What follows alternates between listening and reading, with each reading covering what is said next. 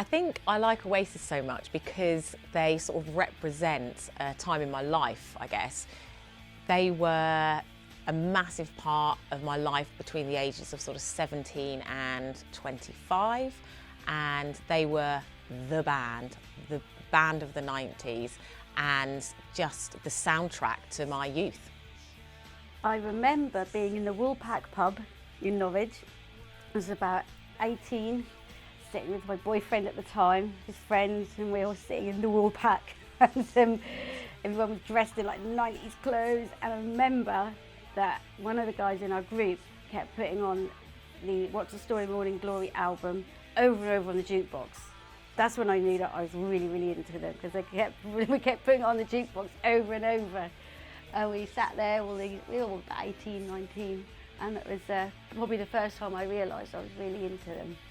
When they did come on the scene, it was like, you know, their music sort of, you know, came into the charts and started being played, and then it was just this kind of like, you know, snowball effect, and they just got big really quickly, and they sold singles and albums really, really quickly. And I remember liking them really quickly as well and being really into them. The rivalry between Oasis and Blur fans was a huge thing. It sort of divided the country. You were either Oasis or Blur. You were either that kind of person, one or the other. It was a huge thing, and when they were both in running for #1, Blur with Country House, Oasis with Roll With It, there was a huge, huge rivalry, and it was like all about like who was going to hit #1. And it was like, it divided the country. They said like, you're either an Oasis fan or Blur fan. And it was almost a class thing. People said you're more working class if you support it, if you were like the Oasis fan. You're sort of more middle class if you were the Blur fan. There was big rivalry between Oasis and Blur fans, but I was actually a Blur fan as well. And I went to loads of Blur gigs. So I was kind of like, yeah, I like both bands, but there was massive rivalry between fans, not so much between the bands, although there were comments and stuff at award shows and Brit awards and stuff like that. But yeah, there was a bit, sometimes there was a bit of a north-south divide. So Oasis were the northern band and Blur were the London southern band. So there was a bit of that, but yeah, it was quite intense. A lot of press recently about you saying that you fancied Justine, Damon's girlfriend. Is it true? Yeah. Do you think that will wind Damon up? Yeah. I went to see Oasis in concert in Nebworth. It was amazing. It was just so many people. I've been to festivals before, but the amount of people there was just like, it was like a sea of people.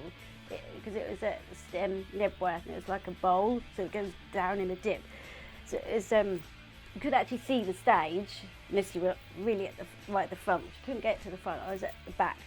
I sat on my boyfriend's shoulders, and then you saw it all on screens, and then there was an ice cream kiosk that wasn't being used towards the end of the night, and we got on top of that so we could see better. So I went to Nebworth, I must have been 17 or 18, and I remember it really clearly. I've still got my wristband, which says Pit 1 on it, and I have my ticket.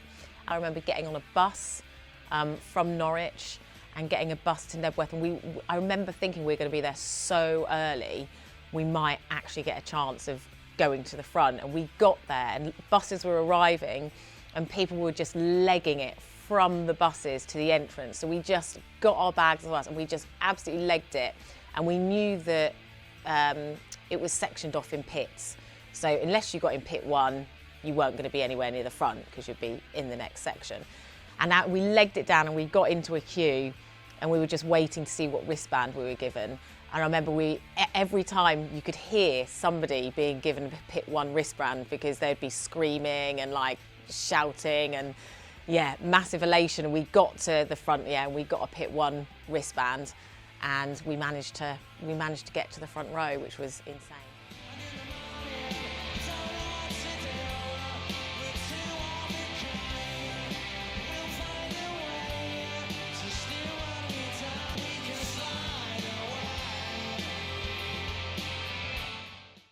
The energy was so high.